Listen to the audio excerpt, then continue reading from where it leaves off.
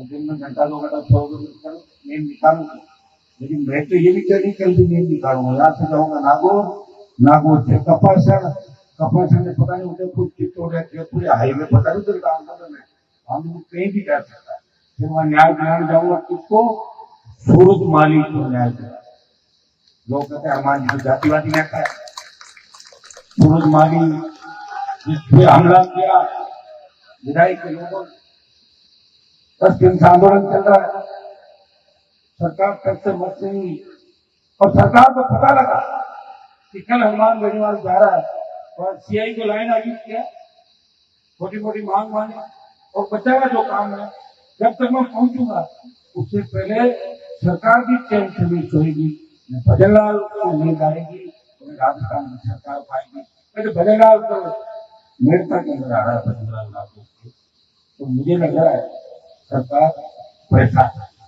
इसी चीज से हमको परेशान है, तो सरकार को चैन से नहीं बैठे। और ये जो हालात है विश्व परिदृश्य के अंदर देखे, लद्दाख की घटना देखे, किस तरह लोग अपनी बात मनवाने के लिए लोगों को एक क्रांति की तरफ बढ़ना पड़ रहा है।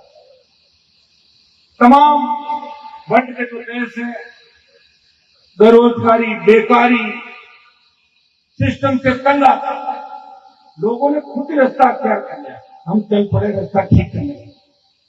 मैं तेजाजी महाराज से काम ना करता हूँ, सिर्फ प्रार्थना करता हूँ हिंदुस्तान को वो दिन देखने नहीं पड़े, क्योंकि एक बार अगर वो दिन देख ली तो फिर हिंदुस्तान जो वर्ल्ड का सबसे बड़ा अलग भूभागों में बटा हुआ प्रांत देश है, अलग अलग प्रांतों में बटा हुआ, अलग अलग संस्कृति, क्षेत्रफल, अलग अलग भाषाएं, और हिंदुस्तान के राज्य भी बहुत से लोगों के अलग अलग आक्रांता है, लेकिन हिंदुस्तान की संस्कृति धर्म को मिटा नहीं सके, आए चले गए। और हिंदुस्तान उसी तरह इस वर्ल्ड के अंदर नंबर 1 लोकतांत्रिक व्यवस्था वाला देश बना रहा। आज भी वर्ल्ड के अंदर सबसे ज्यादा अगर अमेरिका, इंग्लैंड, जर्मनी और रशिया को अगर आवश्यकता अपने माल बेचने की या खाड़ी के देशों को माल बेचने की जो जगह मंडी है, तो हिंदुस्तान है जो सबसे बड़ी आबादी वाला वर्ल्ड के अंदर देश है। तो सब लोगों को अपनी बात कहने का अधिकार है। आज 4-5 बजे भी आप माइक पर अपनी बात कह रहे हो, आप जागरण दे रहे हो, शादी में डीजे बजा रहे हो, आप अपने नेताओं के खिलाफ बात कर सकते हो, किसी अधिकारी के खिलाफ पोस्ट कर सकते हो। ये पाकिस्तान, अफगानिस्तान और कोरिया में तो नहीं कर सकते आप बात, वहां तो कानून चलता है। वही होगा जो सरकार बोलेगी। या प्रत्येक व्यक्ति चैन की नींद लेता है, लेकिन दुर्भाग्य से ये सिस्टम जो हमने खराब कर दिया, बेकारी, बेरोजगारी, नेता संरक्षण देते हैं अपराधियों को, किस तरह अपराधी खुलेआम घूम रहे, कोलाई के लिए, लेकिन कोलाई के अंदर जो रेत, कोलाई की जो जिस्म निकलती, अगर 40-50 साल पहले जिस्म के पत्ते इन किसानों को दे दिए जाते तो किसान माला माल हो जाते, लेकिन कुछ चंद लोगों ने यह लूट खसोट करी। उसका परिणाम ये निकला कि हेलीकॉप्टर से जब कोलाई को देखते हैं तब लगता है यहाँ का हर आदमी करोड़पति है, जो नहीं देखते हैं, लेकिन आके पता लगता है कि चंद लोग ही पैसे वाले हैं, बाकी लोग तो गरीब हैं, मजदूरी करके अपना जीवन यापन करें। ये किसकी गलती थी? सरकारों। मैं तो यह नहीं आया कोलाई के अंदर, मेरे बात में उल्टा मामला कि खीमचंद में हर व्यक्ति पैसे वाला है सिवाय मुझे छोड़, और यहाँ हर नेता मजबूत है जनता को छोड़। ये कोलाई आपके 4 बार आया था चुनाव के अंदर, प्रभु जी ने मुझे पूजा दिया था कोलाई के अंदर, 4 बार लगातार बुलाया, एक पार्टी को हरा दिया था, दोनों को हरा नहीं पाया,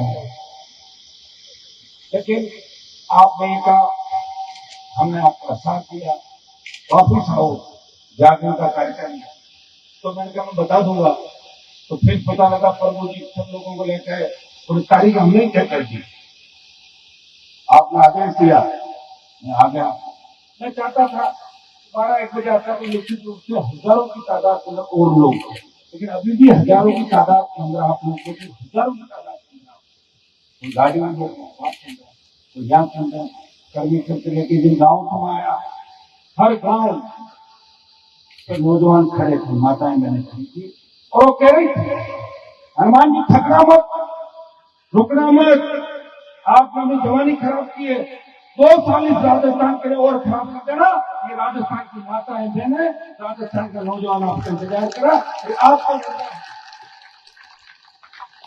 आज हमारे लिए दुख की बात यह है कि रामेश्वर की बूढ़ी बहुत ज्यादा बीमार है।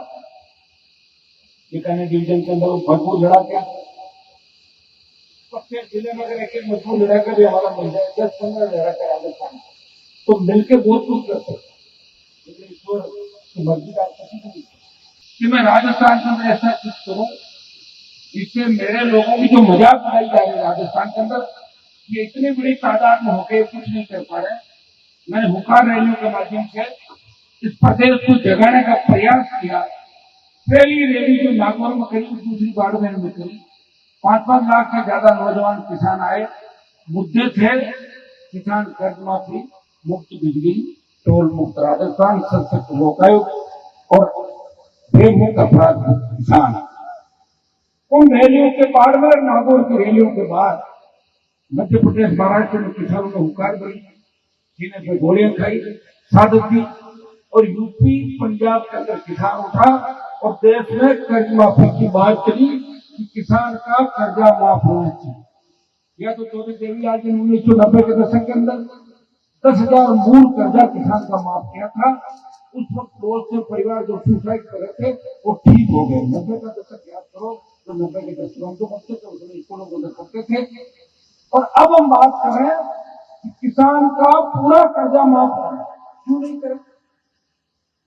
जब गन्ना सेठों का लाखों करोड़ का कर्ज कांग्रेस भाजपा की सरकार जो थी उसके अंदर रही, तीसरे दल की सरकार रही थोड़े समय के लिए, उन सरकारों ने गन्ना सेठों का कर्जा माफ किया, तो किसान का पूरा कर्जा भी माफ होना चाहिए। इस बात को अगर देश में बल दिया, लोकसभा के अंदर अगर मजबूती दी, मेरे भाइयों का कर्जा माफ होना चाहिए, मेरे राजस्थान से देश के किसान का कर्जा माफ होना चाहिए। हनुमान बेनीवाल ने आपकी बात को मजबूती दी। और हुकार रैलियों के बाद जब मैं बीकानेर की रैली कर रहा था, सीकर की रैली कर रहा था, उससे पहले वसुंधरा सरकार ने स्टेट हाईवे टोल फ्री कर दिए थे, 500 की बिजली माफ की और 50,000 नौकरियां की बात की चली। बार बार मैं प्रयास कर, और मेरे प्रयास का परिणाम ये है कि सरकारें उसकी सुध लेती। मेरे को सरकार बताइए जिनका मैंने ध्यान रखा उन्होंने वापस मेरा ध्यान नहीं रखा, और वो आपस में लड़के उनके पार्टियों के अंदर ठंडे हो गए। आज चले जाए पढ़े हो नहीं पढ़े हो, आप देख लो। मैं प्रयास कर रहा हूँ, 2 मिनट रुको भाई, 2 मिनट बच्चों, 2 मिनट रुक जाओ तो रस्सी लगी 500। मैं यह प्रयास कर रहा हूं कि मुझे अगर सत्ता का सुख भोगना होता, इतना ही होता है सत्ता का सुख, मंत्री बन जाओ, इससे ज्यादा सत्ता नहीं होती। मंत्री तो 2003 में बन जाता है, वसुंधरा से लड़ा, 3 से 20 साल बाद उसको 7 समंदर पार भेजा, गेहलोत से झगड़ा हुआ, उसके बेटे को जोधपुर में जाकर आया और उसकी जादूगरी खत्म की। जोधपुर के अंदर गेहलोत साहब आपके बेटे को नहीं जीतने दिया, जिससे लड़ा समय लगा, जीत नहीं, तो मैं मेरे लिए नहीं लगा, मेरा कोई गेहलोत से झगड़ा नहीं, झगड़ा परशुराम मदेना और अशोक गहलोत कदम मुख्यमंत्री बन जाता, उनके परिवार का झगड़ा था। मेरे पिताजी मुख्यमंत्री की दौड़ के अंदर नहीं थे, लेकिन इन कौम के लोगों को जब बुरे दिनों के अंदर देखा, उनकी लड़ाई लड़ने का प्रयास किया और उन लोगों की लड़ाई लड़ी। दुर्भाग्य वो लोग आज उन्हीं जगहों पर बैठे हैं जहाँ उन्हें नहीं होना चाहिए। हनुमान बेनीवाल उस जगह बैठा है जहाँ कौम के सम्मान की शुरुआत होती है, और कौम के सम्मान के लिए वो सीना तान के खड़ा है, हर जगह हर समय 5 बजे भी और रात को 1 बजे। इस प्रदेश के अंदर मुझे वो दिन याद है कि बीजेपी के अंदर मैं राजनीति करता था, अटल बिहारी वाजपेयी के 1.25 मिनट का मेरा भाषण करो, बोले साहब इसमें नंबर नहीं आएगा आपका। मैंने प्रण किया कि मैं अटल बिहारी वाजपेयी जो 50,000 की रैली थी उससे 10 गुना बड़ी रैलियां करूंगा, प्रदेश में टिकट खुद बांटूंगा। और भाइयों 18 में टिकट बांटे, 23 में बांटे, मौलाना इकबाल ने कहा टिकट इस व्यक्ति को दो, उसको दिया, आपने कहा क्या रैली करो, क्या रैली करो, आपने कहा ये लेके आओ रथ यात्रा, वहां लेके गया, प्रयास किया और आपको कमजोर नहीं होने दिया। मैं जो बात पकड़ता हूं उसको छोड़ता नहीं और जिनके पीछे पड़ जाता हूं उनको दिन में तारे दिखाता हूं। ये भी अब आप कहोगे कि आप तो तारे कहां दिखे हो, आप तो फ्यूचर में हार गए। जो आदमी लड़ता है ना, लगता है उसके भी घाव हो जाते, पता है तलवारबाजी के अंदर देखा तो लड़ रहा हूं मैं, इस व्यवस्था को सुधारने का प्रयास कर रहा हूं, तो छोटे मोटे घाव मेरे भी हो सकते हैं, लेकिन मुझे कोई विरोधी घाव नहीं देगा। जो मैंने पैदा किए वही मेरे सामने होते, बाकी विरोधियों को सबको घर बैठा दिया, उनके नाम के चलते थे फरमान, उनसे बच्चे आगे मैदान में वोट मांगने नहीं जाते। अभी ऐसा ही भक्ति का आरसीसी पुनर्गठन में जो आंदोलन था वो मरा हुआ आंदोलन था, उसमें कोई जान नहीं थी। डॉक्टर जयपाल साहब, हनुमान जी, सब नेता थक गए, भागे, कांग्रेस बीजेपी मिले, आप भर्ती रद्द कराओ। 127 दिन तक बैठा था, बड़ी रैलियां करी, भर्ती रद्द कराई। उन 500-800 लुटेरों से रोका लिया आपको। अगर इतने लुटेरे सरदार बढ़ के आ जाते तो राजस्थान को लूट लेते, लूटे नहीं लूटते, बताओ मुझे किसने बचाया आपको? कांग्रेस के राज में पेपर आउट हुए थे और भजनलाल मिल गया कांग्रेस से, फिर बचाया किसने? हमने और आपने। लाखों नौजवानों ने जयपुर को घेर दिया था, सरकार डर गई, दुनिया की बात करी, इसका आखिर माजरा क्या है? हाईकोर्ट ने फिर से आपके पक्ष में दिया, डीबी ने गलत दिया तो सुप्रीम कोर्ट ने वापस कर दिया, हाईकोर्ट ठीक है तो गलत हो भी जाएगा। हम बैठे हैं, चिंता नहीं करो, एक बार तुमको खड़ी करेंगे, तुम्हारा तैयारी करके ठंडा लग जाए, मना नहीं कर रहे।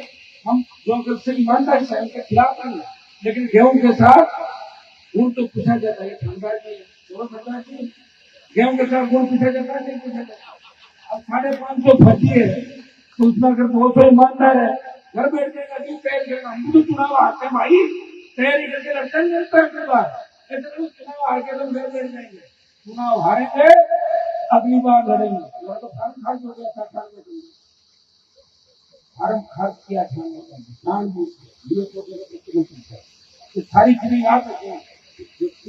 लंबा थोड़ा इतिहास है, कई लोग चाहे जैसा आरोप लगा, मैं बाहर में के नेता के मान जी 100 किलो थे, 100 किलो की खाए थे, पता लगता है गणित दूसरा चलता है, दूसरा चुनाव में गणित अलग था, सब एक हो गए थे। अब नया समीकरण बना कांग्रेस पार्टी का, अब पार्टियों में लड़ाई चली, कांग्रेस में 15 दूल्हे हैं, बीजेपी में 40 दूल्हे हैं, बदलना तो है ही दूल्हा की गिनती में अपना। आप तो जब दूल्हे को नींद आ गई थी या मुहूर्त चल रहा था तो इसको लेके आए थे बाहर, तो बदलना दूल्हा भी नहीं था, इसको दूल्हा बना दिया। कांग्रेस 15, बीजेपी 40, हम चाहते हैं दूसरा मोर्चा सत्ता चल रहा है। आप इतनी ज्यादा देखो, कांग्रेस को ज्यादा सम्मान करें, इतनी बात कहते मेरी बात समाप्त करूंगा। आप लोगों को शुभकामनाएं। निश्चित रूप से मंदिर कल्याणी महाराज का बड़ा तो इलाका खूब आगे बढ़ेगा, यहाँ के किसान मजबूत होंगे और कोलाई क्षेत्र की जितनी भी मांगे, मैं चुनाव आया था, सड़क, पानी, स्कूल, बिजली, जहाँ भी नई आपका आवश्यकता पड़े मुझे बताना। मैं राजस्थान को नए विकसित प्रांत के रूप में देखना चाहता हूँ।